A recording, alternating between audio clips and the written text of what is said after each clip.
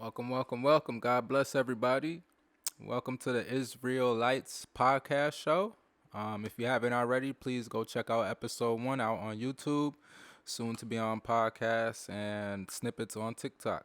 So please give a like, share, and a comment. Subscribe, and let's get straight to it. Today we're going to be talking about giants and the Nephilim.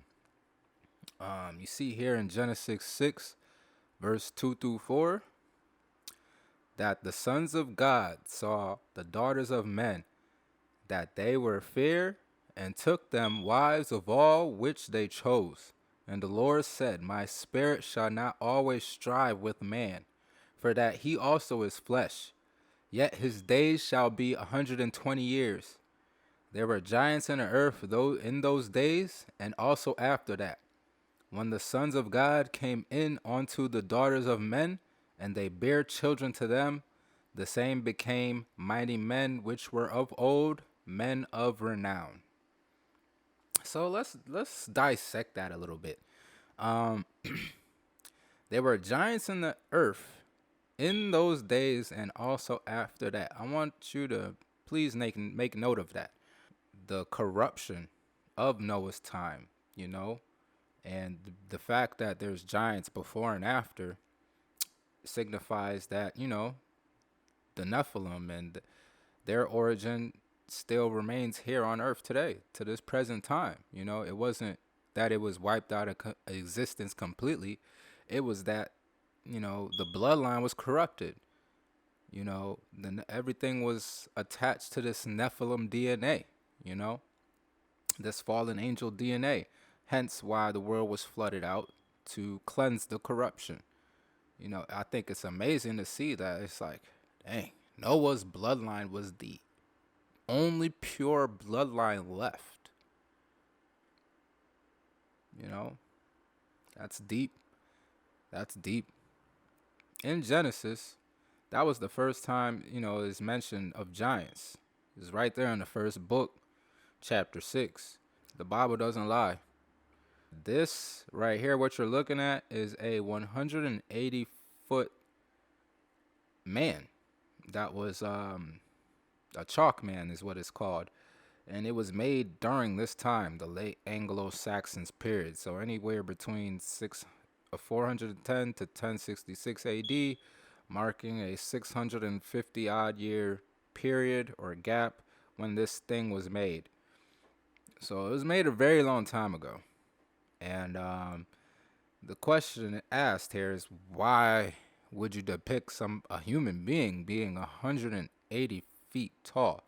Now, for obvious reasons, I had to block out what's there in the center. Use your imagination. If you want to see the real thing, just Google it on your own. But here, he's holding a club. It seems to be some sort of cartoonish drawing, but, not everybody's an artist. So this could be the best depiction of what somebody saw in those times, or it could just be somebody running off their imagination and drawing an overly huge, gigantic human being. It's not a far-fetched idea, especially if you're an artist. But it is important to note that during this time, 410 to 1066 AD, years after Christ, giants have definitely. I'm pretty sure giants were roaming the earth still. When Jesus's birth is about 2,370 odd years or so after the flood. And it's said in the Bible that giants were here before and after the flood. So 2,000 plus years after the flood, it was Jesus. And then we got this 410 after Christ. So add that, 410 years to the 2,300 years, roughly about 3,000 years after the flood, this depiction is made. So using discernment here, somebody could have very well seen a giant, or it could have just been somebody being creative, right? I'll let the people choose. I'm not here to mislead anybody or lead anybody to any incorrect information. I'm just here to bring forth information for you guys to use your own critical thinking and discernment to decipher this information. But just like you, I will formulate my own opinion. Now, these right here are giants that are on record. These are giants, skeletons that have been found and is on record. So as you can see, number one being 18 feet right here. Number one being an 18-foot tall giant, which I actually found a news article for. We're going to see that in a second. But, they all range different. Like this one here, 12-foot giant skeleton. That's the size of my ceiling in my apartment right now. 12 feet. It's double me. I'm 6 feet. Here we got 12 feet. Unfathomable. Can't even imagine walking into a 12-foot giant, let alone an 18-foot giant. Unfathomable. I mean, the giants we're known to today are like 7 foot. But giants of old ancient times would make the giants today. We know like Yao Ming and Shaq and Victor, the new NBA rookie Victor. I can't pronounce his last name. But those guys are giants in today's time, but they're only like 7'3". 7 foot, between 7 foot and 7'3". Here we got 18 feet. More than double the tallest person we know today. Crazy. So let's dive into the newspaper article. Here is the newspaper article from 1870 describing an 18-foot tall giant skeleton. The skeleton was found in an oil region when they were digging for oil. I guess that would be back in the industrial period, huh? Everybody was digging for liquid gold. And here we go. Somebody found remains of an 18-foot tall giant skeleton. See, now, your guess is as good as mine. Why don't we hear more about giants? If giants used to roam the earth at some point in time, you would think there would be a lot more skeleton remains being found. Especially since it states in Noah's time that when the flood happened, the flood happened because of how corrupt the blood of everybody was. Everybody was mixed with this Nephilim DNA, this fallen angel DNA. That's the devil's work, the first signs of genetic manipulation through these Nephilim that was mingling with the human women. Thus begotten us giants of mighty men of old, men of renown. Renown means famous, if you didn't know. It means that you're well talked about. So these people were not only giants and strong, but they were well talked about, well known. Why haven't we discovered, or why aren't there more discoveries of these skeleton remains? Because in the Bible, it clearly states that they used to roam this place. There was many. A U.S. Supreme Court ruling has forced the Smithsonian Institution to release classified papers dating from the early 1900s that proves the organization was involved in a major historical cover-up of evidence showing giant human remains in the tens of thousands had been uncovered all across America and were ordered to be destroyed by high-level administrators to protect the mainstream chronology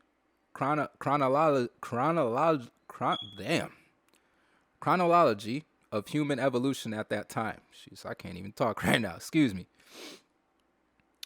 So yeah, you can see here that the Smithsonian, the museum that's supposed to be holding all these giant remains, have been destroying them by the tens of thousands to go with the mainstream media of evolution, the Darwin theory. They would literally go through the lengths of destroying history, destroying evidence that further proves the Bible to be truth. Why would they try to cover up giants so hard? They would cover up giants, but then feed us dinosaur fossils. Make that make sense. The Bible talks nothing about dinosaurs.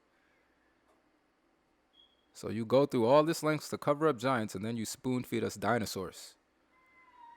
My guess is just as good as yours, ladies and gentlemen. I strongly believe that the reason for this cover up is to hide evidence of the Bible, hide evidence of the Nephilim, so people don't have this spiritual awakening. People don't have this spiritual connection.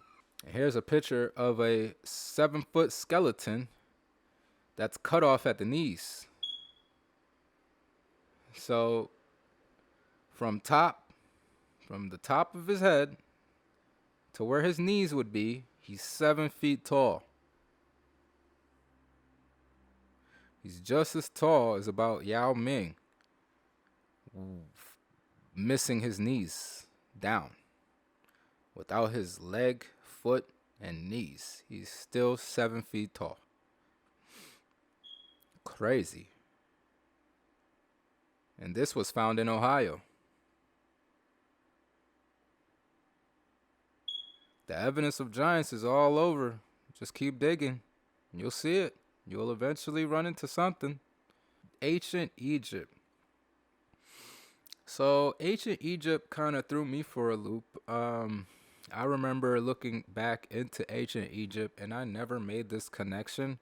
I remember getting into the whole African spirituality movement, Pan-Africanism movement, and looking back at ancient Africa like it was something vast, something like they had advanced technology, they had advanced knowledge. There was a better civilization than what we're living in today. All these things, the Great Pyramids being made by UFOs and all these different explanations to how they were constructed. And I never put two and two together that these giants depicted on the hieroglyphs could very much well be Nephilim, the Nephilim Giants, the fallen angels from before the flood. Because like the Bible says, they were before and after the flood. So back to my point, when I used to look into this African spirituality movement, I would always depict these guys as like deities. That's kind of how the teachings teach. Like, call on your ancestors. These guys are deities, and there's all different types of gods. There's more than one god, and that whole ancient Africa, ancient Egypt movement with the Ankh and all that stuff, right?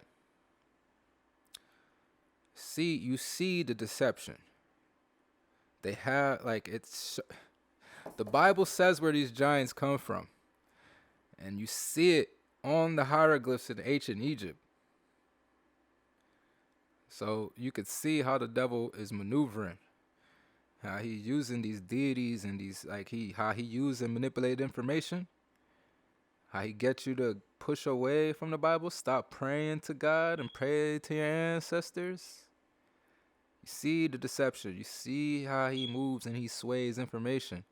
Because I'm telling you, back in my early 20s, he had me. I fell for the deception. I was definitely one of those people pushing the African movement, pushing the ancient African movement, pushing the Ankh, pushing spirituality. You know, free thought, free spirit, pushing that whole movement, that whole narrative, praying to your ancestors. It's scary, man. It's scary. But let's get deep. Nephilim in Egypt. Nephilim, aka fallen angels, mixed and mingled with human women, and it would be safe to say the origin of genetic manipulation, thus spawning giants with animal features. Okay?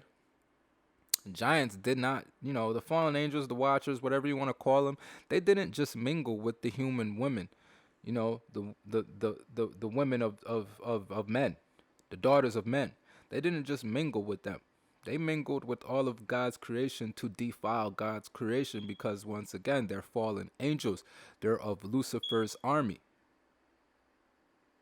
So they are literally defiling God's creation. Hence why the flood happened. I truly believe the flood didn't happen just because of man's sin. Don't get me wrong, a man's sin was a part of it, but I don't believe that that's the sole reason. I truly feel that it's because of the fallen angels mixing and mingling their DNA with God's creation and defiling God's creation, thus corrupting the blood DNA of God's creation all across the board. Creatures, humans, sea creatures, beasts of the land, maybe even insects. Who knows? Maybe how this is possibly could be how fairies came into existence. Just imagine you take a lightning bug and you mix it with fallen angel DNA. You get a flying humanoid creature that glows, kind of like a fairy. Makes sense. I'm no scholar, but I don't know for sure. I could be wrong, but it makes sense. It's how mermaids, you get mermaids. Where do mermaids come from? All these mythical creatures, the horseman, Bigfoot. All these mystical creatures now have an explanation through the Bible. Because these Nephilim, aka the Watchers, aka the Giants, aka the fallen angels, were doing genetic manipulation. And it's proof right here. Look, the hieroglyphs. Here's a giant man with a dog-shaped head. Looks like Anubis. Here they unearthed a giant hand in Egypt. All these giant depictions in Egypt of giant people, of giant stature. Maybe they weren't just deities. Maybe they weren't just fake imaginary people that they worshipped. Maybe they weren't just symbols. Maybe there were actual people, actual giants, actual Nephilim, actual fallen angels. Hence why the people that are human size were praising these deities. Most of these pharaohs and kings were tall, freakishly tall, gigantic. Just look at the coffins of these things that they unearth. They're huge. Let's go, moving on. And here we have depiction of six-fingered, six-toed creature, humanoid beings all across the world. There's a lot more, but I couldn't fit them all on the slide enough so that you would see. I hope that you can see these. But these are all across the world. I'm talking North America, South America, Peru, Brazil, Argentina, Australia, South Africa, UK, you name it, Germany, Russia, China, Asia, Philippines, all over the world, ancient time. They have this, kind of like if you take a vacation and you take a cultural trip vacation, you're going to learn some stuff about the country you're visiting. And all these places, if you talk to the, ancient shamans or like the cultural people or the aboriginals of that time, of that place rather, the aboriginals of that said country, they're going to tell you some things. They're going to tell you, the stories that are passed down from generation to generation. They're going to show you, cultural objects and things they used to make, tools they used to use, and, show you their history. And here it's in stone. You can't refute this because it's in stone. And you can't relate them because they're all scattered across different parts of the world. But what they all have in resemblance is 6 fingers or 6 toes. Here you can count it out. 1, 2, 3, 4, 5, 6 toes. On this guy's hand, he has 6 hands. This one has 5, but the figure on the left, the statue on the left, has 6 fingers. Look at this giant footprint in the stone. I don't even know what to call this. This is some type of creature. 2 legs, 2 arms, breast, nipples, whatever's there, and he's got 6 fingers. This creature looks like some sort of humanoid donkey. Has 6 fingers. This creature looks like some sort of spirit or some sort of serpent. 6 fingers. The Bible says what has 6 fingers and 6 toes. What has 6 fingers and 6 toes is connected to the giants, connected to the Nephilim, aka the fallen angels. That's your connection. Said in 2 Samuel 21:20. Now, not all giants have 6 fingers and 6 toes. That term is deemed polydactyl. And there's people today that have polydactyl. They have 6 fingers and 6 toes. Now, does that mean they're direct descendants or directly connected to fallen angels? I don't know. I can't say yes, but I also cannot say no.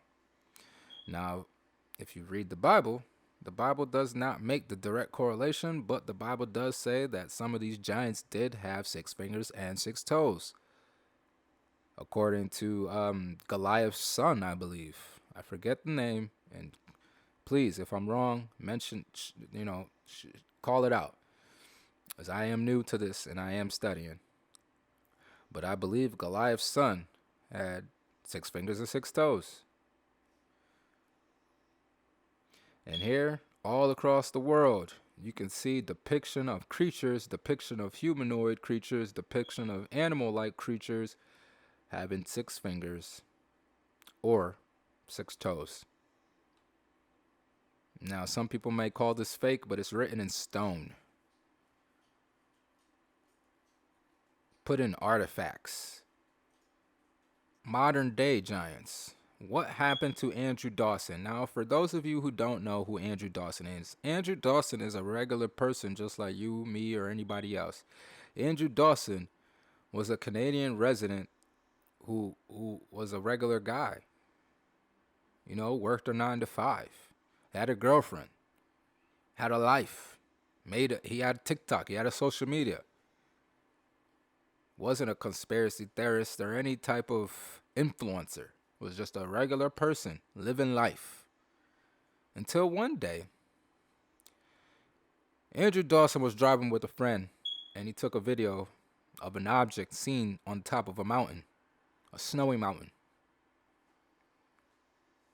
And Andrew thought it to be a giant.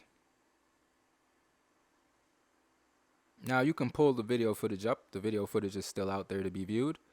His friend disclaimed this object as being, a tower or anything else other than a giant. But Andrew seemed convinced it was a giant. So he posted this video onto TikTok. And, a lot of people, it's a big controversy. Is it a giant? Is it not? So Andrew went back. And this object was no longer to be found. Not only was this object no longer to be found,